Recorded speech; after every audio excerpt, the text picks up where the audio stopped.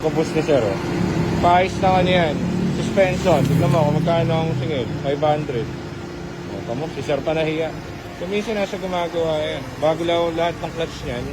Ay, bago lahat ng clutch tuloy. Bago lahat ng shocks, KYB lahat. So, nawala na yung parang mi-squeak kasi hinigpitan lang yung mounting. So, ganun lang kababa ang mga presyo-presyo niyan, boy.